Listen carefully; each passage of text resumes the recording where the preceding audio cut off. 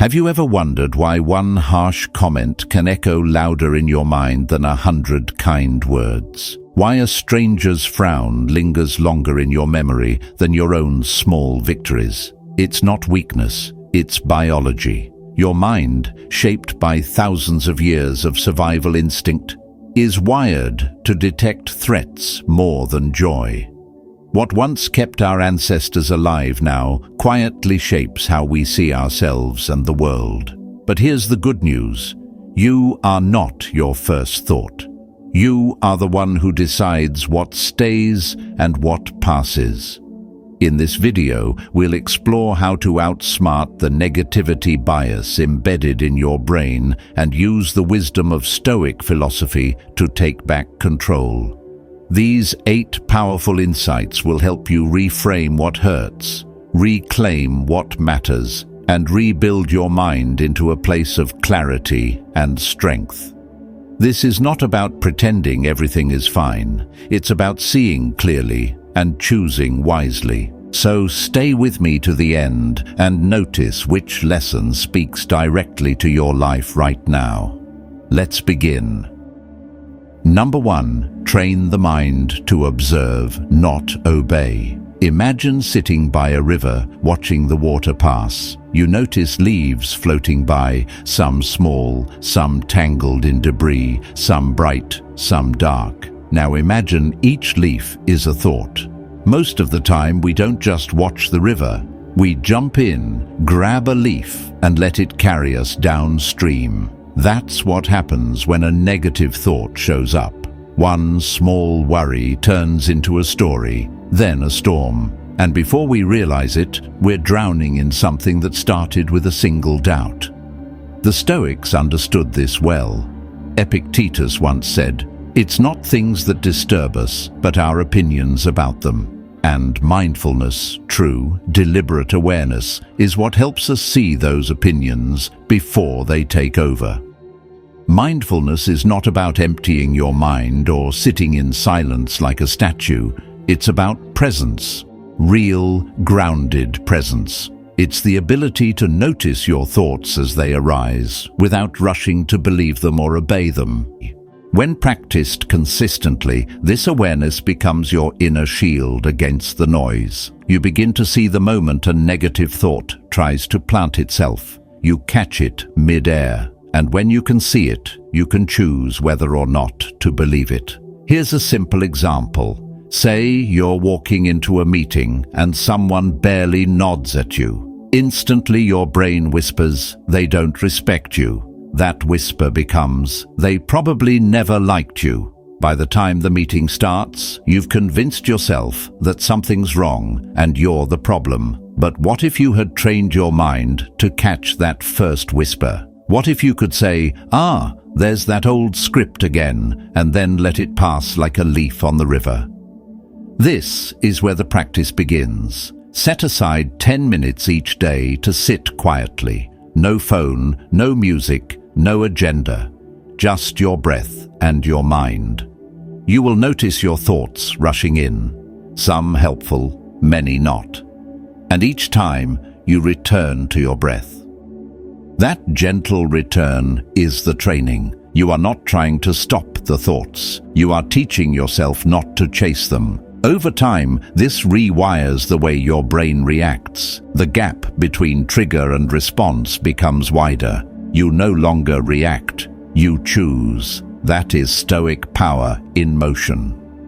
Marcus Aurelius, in his meditations, often wrote reminders to himself to return to the present moment. In one passage, he urges himself to confine yourself to the present. Why? Because the present is where you are most alive, most grounded, most powerful. The past is memory. The future is imagination.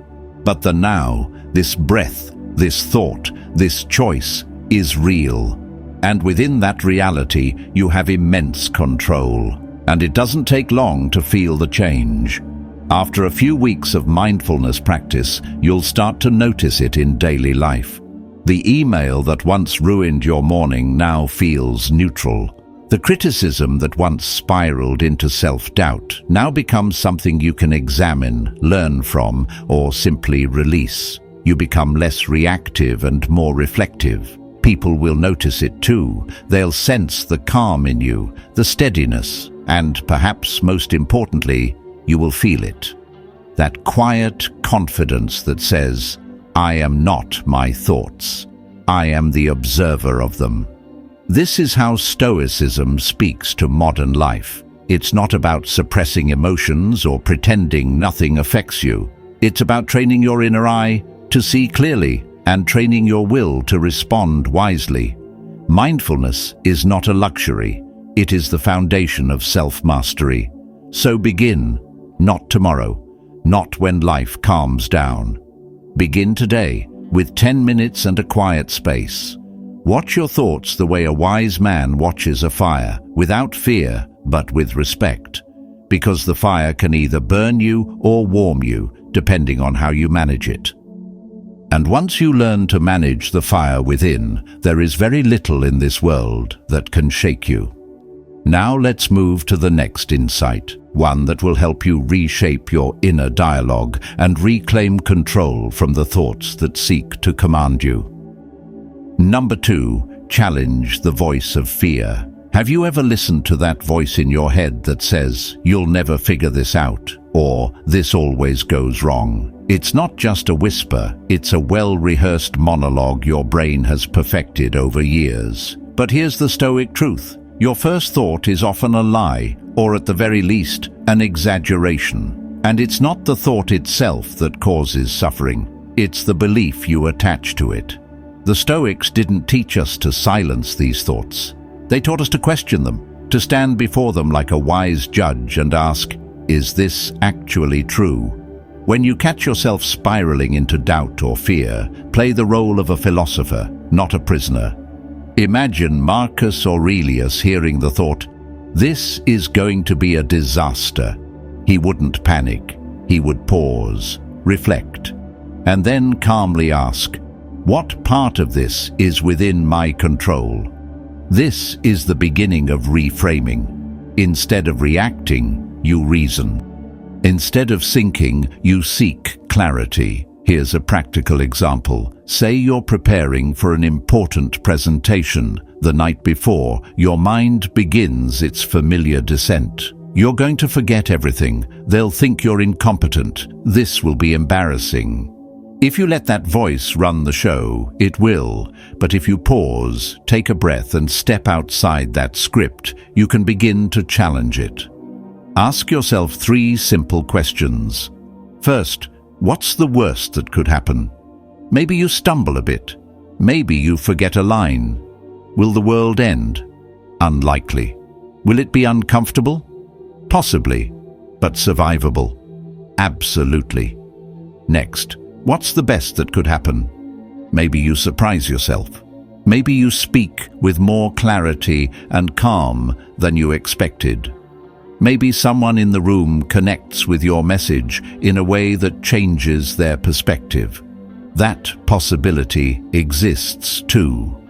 Your brain just rarely brings it up. And finally, ask this. What happens if it just works out? Not perfectly, not magically, but well enough. What if everything unfolds exactly as it should? What if all this anxiety is just noise, just the ancient part of your mind trying to protect you from something that isn't even dangerous?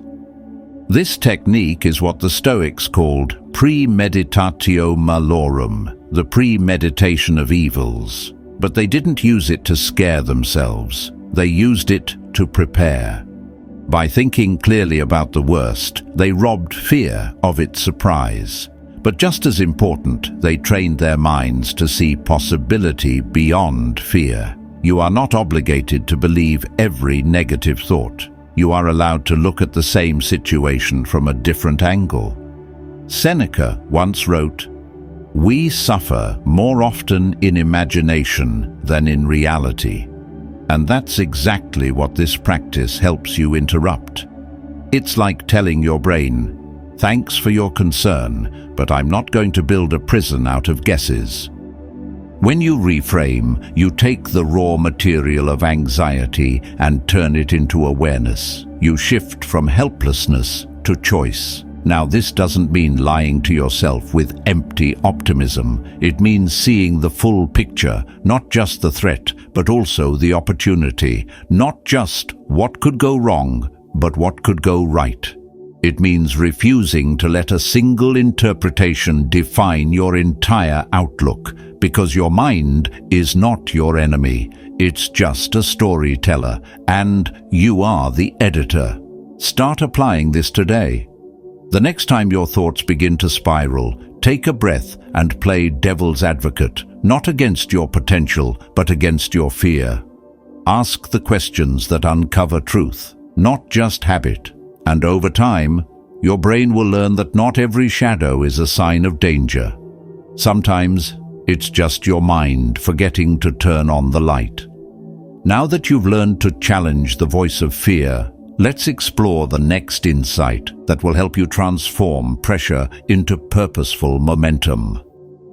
Number 3, focus on the next step, not the whole mountain. One of the fastest ways to paralyze the mind is to let it stare at the mountain instead of the next step. We all have dreams, tasks, responsibilities that tower over us like massive cliffs. And the mind, ever efficient at detecting danger, interprets that sheer size as a threat. It says, "This is too much, you'll never get there." And that one thought turns into hesitation, then into procrastination, and finally into shame. But the Stoics had a different way of seeing it. They did not climb mountains by thinking of the summit. They focused only on the step they could take today. And that one act of narrowing your focus changes everything. Marcus Aurelius reminded himself daily, "Do what's in front of you with precise and genuine care." That one line holds a kind of medicine for the modern mind. It tells us that we are not required to solve the entire problem at once. We are only responsible for the task at hand. This is the power of setting clear, achievable goals. When you break the abstract into the specific, you give your mind a place to stand. Let me give you an example. Imagine you want to write a book, a full manuscript, maybe 60,000 words. Just thinking about it feels heavy. You stare at a blank page and hear your thoughts begin to spiral. This is too much. Who do I think I am? I'll never finish. But what if the goal wasn't to write a book?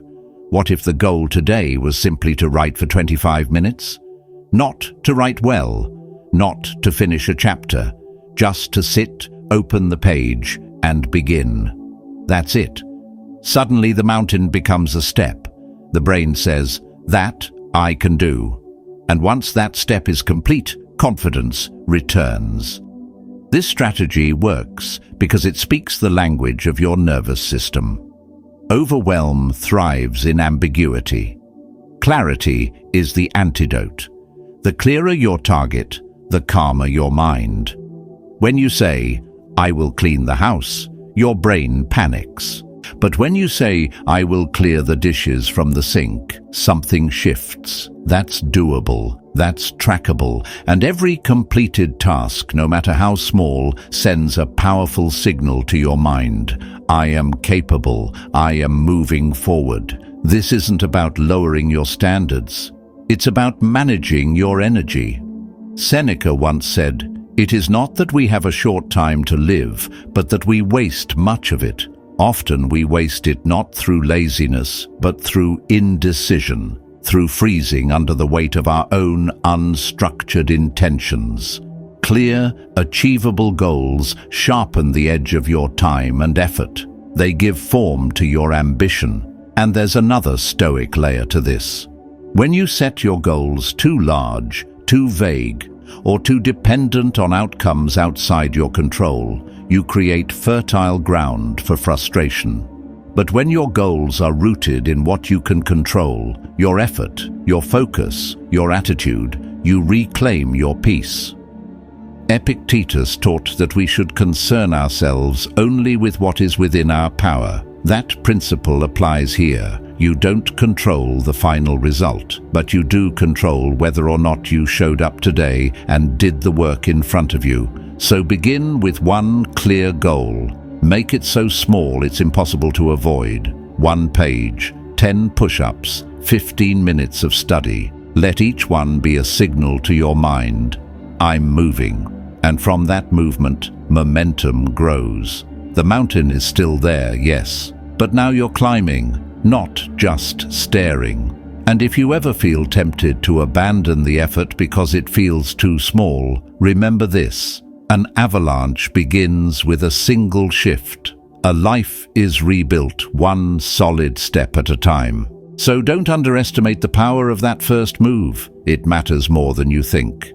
Now that we've planted our feet in clarity and momentum, let's explore how your environment, both physical and digital, can either anchor your focus or silently sabotage your discipline.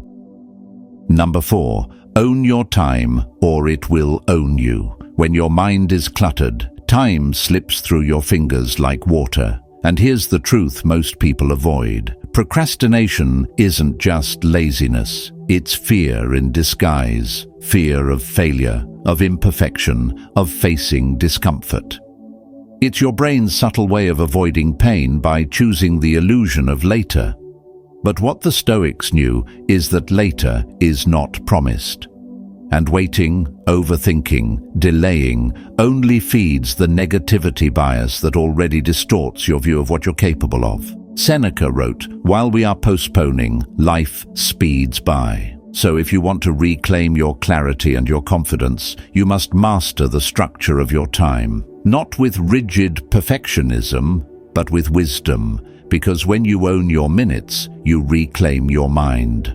One powerful way to start is with the Pomodoro technique. It's deceptively simple. Set a timer. Work for 25 minutes with full presence. Then take a 5-minute break. That's 1 round. Do 4 rounds, then rest longer. It works not because it's magic, but because it respects how attention actually functions. You aren't meant to grind endlessly. You're meant to focus deeply, then recover. Like a warrior who sharpens the sword between battles. Those breaks make your next effort stronger. Here's a real-life example. There was a student I met who struggled to study for exams. Every time he opened a book, his mind wandered. Hours passed, yet he learned nothing. Then he began using the Pomodoro method. 25 minutes on, 5 minutes off. No distractions, no checking his phone. After a week, he had covered more material than he used to manage in 3. But more importantly, his anxiety dropped. He felt in control again. He wasn't avoiding the task anymore, he was mastering the process. Another tool is time blocking. Instead of leaving your schedule vague, assign each hour a purpose. Write it down. Respect it. Want to read? Block it. Want to work out? Block it. Want to rest? Block that too. This gives your day structure, and structure is freedom. Without it, your thoughts fill the empty spaces with doubts and delay. But when the schedule is clear, your body knows when to move, and your mind knows when to rest. And when you follow through, even imperfectly, you earn your own respect. And there's one more weapon I keep close, the 2-minute rule. If something takes less than 2 minutes, do it now. Answer the message, wash the cup, send the email. These tiny tasks seem small, but they create mental clutter when ignored. And clutter is the breeding ground of overwhelm. Clearing them immediately is like clearing stones from the path. It doesn't just save time. It saves energy. The Stoics believed in urgency, not the frantic kind, but the urgent awareness that time is sacred. Marcus Aurelius reminded himself each morning that the day ahead was a gift, and it should not be wasted in trivial delay. When you begin to treat time this way, even ordinary tasks take on meaning. You start your day not hoping for motivation, but armed with intention. So here's a quiet challenge. Try one of these today, whether it's 25 minutes of focus, or clearing 5 2-minute tasks, or blocking your next few hours. Pick one and move. Then watch how your mood shifts. Time well managed is a powerful antidote to a scattered mind, and if you found one of these useful, type "time clear" in the comments so I know you're walking this path too. And if this message resonates with your rhythm, consider subscribing. We go deeper every week. Now let's move into the next principle, one that strengthens the inner voice so it can lead through chaos, not be silenced by it. Number 5. Show yourself the mercy you deserve. There's a voice inside you that no one else hears. It speaks quietly but constantly, and too often it is brutal. You're not good enough. You messed it up again. Everyone else is ahead of you. We become masters at holding ourselves to impossible standards, punishing our own humanity with a level of judgment we'd never inflict on someone we love. But here's the Stoic truth. Strength does not come from cruelty. It comes from clarity. And clarity requires kindness. Marcus Aurelius reminded himself, "You have power over your mind, not outside events. Realize this, and you will find strength." But what if the mind you're trying to master is turning against you? What if every time you stumble, you make it worse by attacking yourself? Then mastery begins with mercy. Think of how you treat a close friend. Imagine they made a mistake. They forgot something important or failed at something they tried. You wouldn't look them in the eye and say, "You're worthless." You wouldn't replay their failure for them on loop. You'd say, "It's okay. Everyone has days like this. You're trying, and that matters. Now ask yourself, why don't you deserve the same?" Here's a simple but powerful example. A woman once trained for months to run her first half marathon. On race day, nerves got the best of her. She ran slower than expected, finished far behind the group she trained with, and immediately said to herself, "I'm so embarrassed. I'm not a real runner." But then something shifted. She paused, sat alone on the grass, and reminded herself, "I showed up. I crossed the line. I ran every mile." That was the turning point.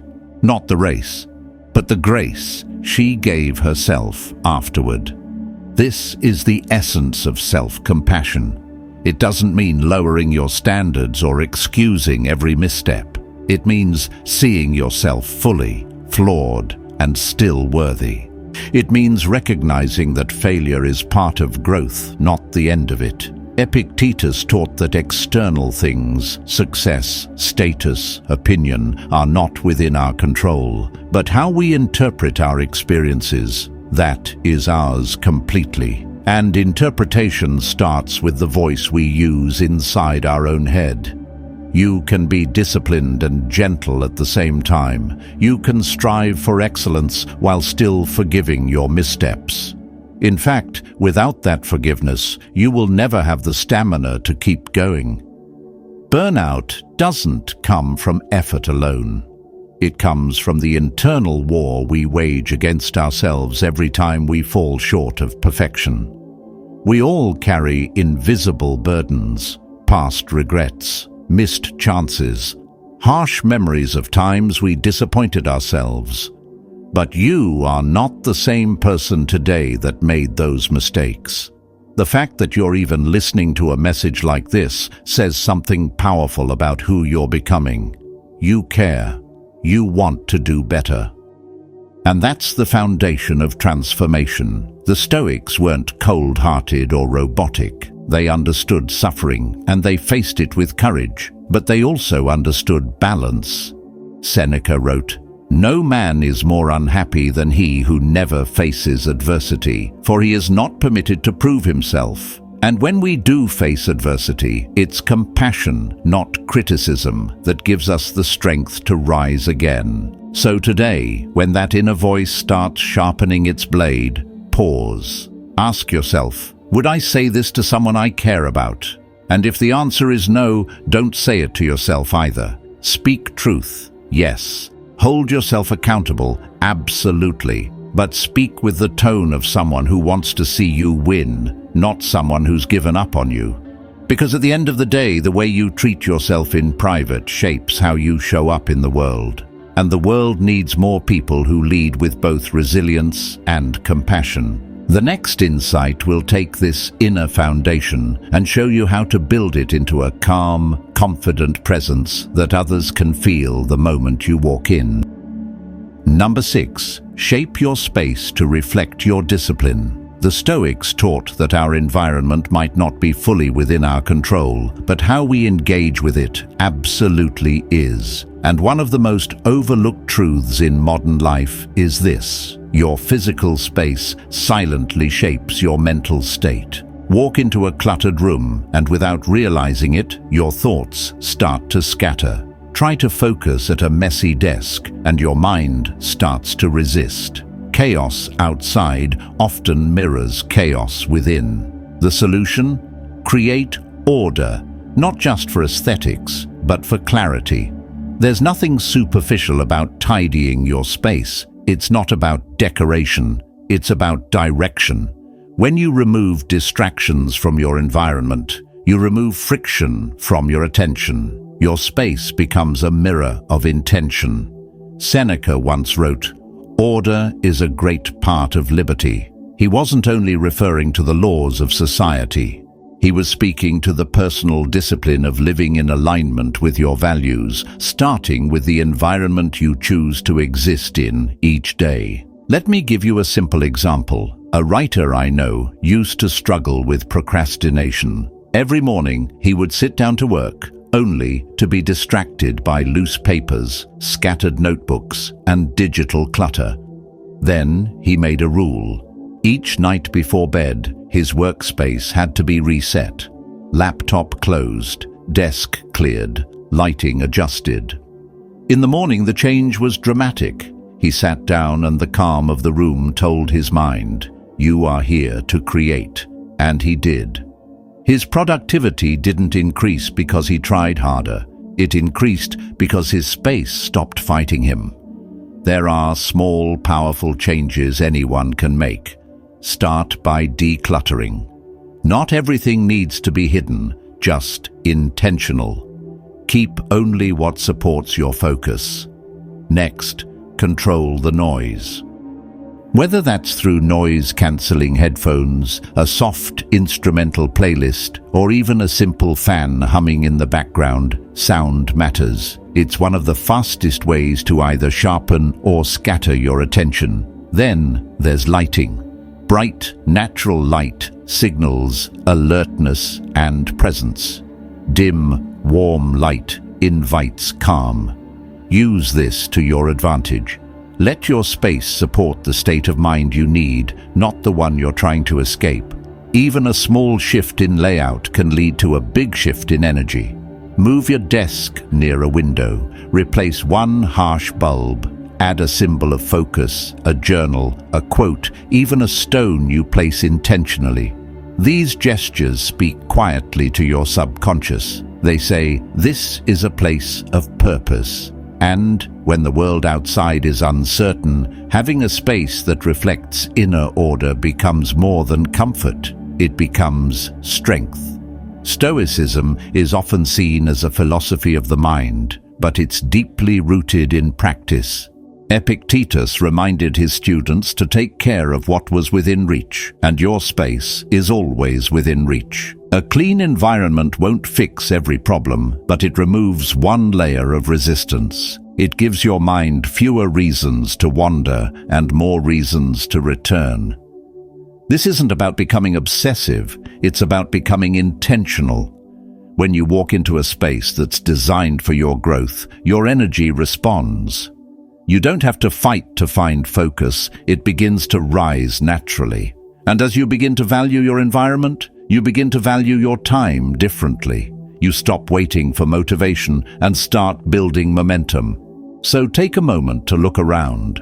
Ask yourself, does this space reflect the person I want to be when I'm at my best?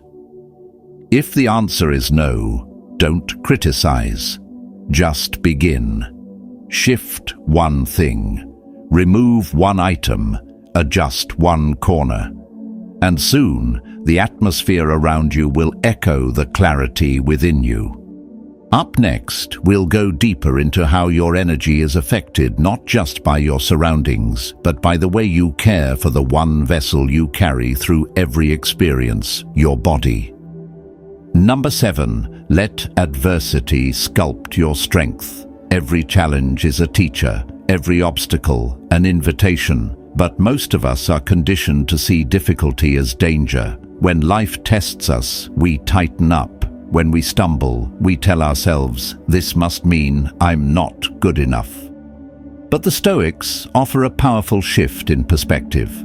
What if every hardship is shaping you, not breaking you? What if discomfort isn't a punishment, but a pathway? Marcus Aurelius faced wars, betrayals, loss, and illness. Yet in his meditations he wrote, "The impediment to action advances action. What stands in the way becomes the way." That is the essence of a growth mindset. Not just believing that you can grow, but seeing every setback as the very tool that carves your character. Too often, we treat failure as a mirror of our identity. We think it reflects who we are at the core. But that's not truth, that's habit.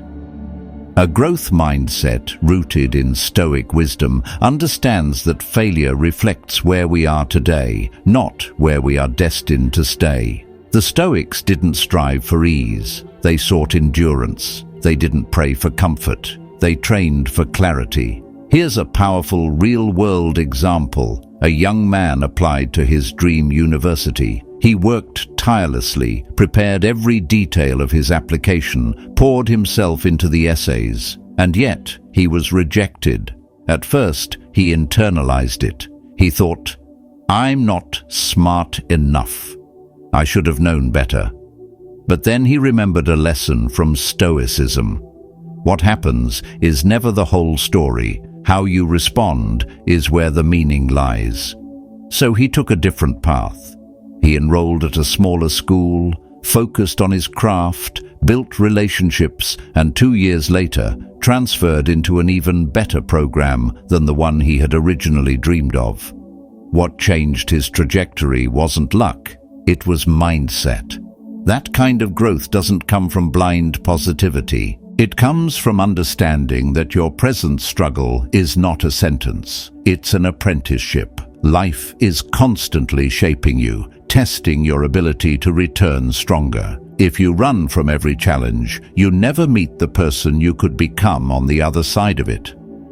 Epictetus reminded us, difficulties are things that show what men are. He didn't say to avoid difficulty, he said to rise through it. Because every time you stretch beyond your comfort zone, you reveal another layer of strength you didn't know you had.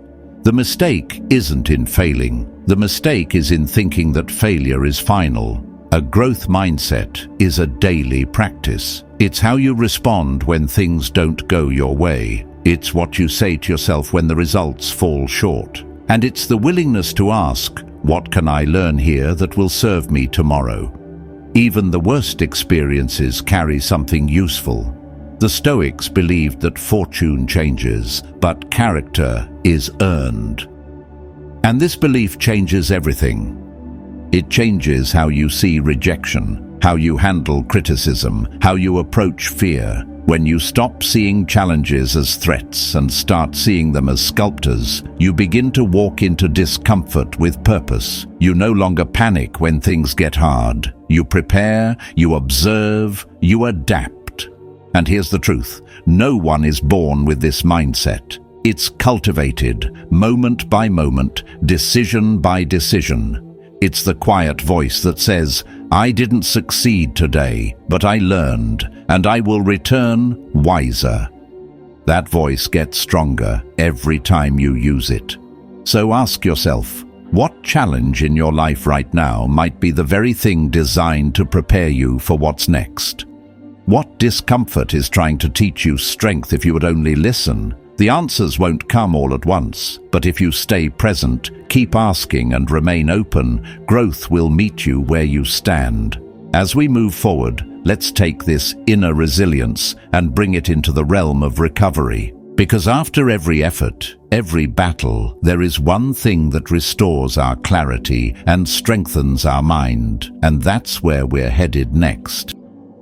Number 8. Care for the body that carries your mind. The Stoics believed that the body and the mind were not separate domains, but partners in the pursuit of virtue. And yet today, many of us treat self-care as an afterthought, something to indulge in only when everything else is done. But how can a weary body carry a clear mind? How can a restless mind make wise decisions? The truth is simple.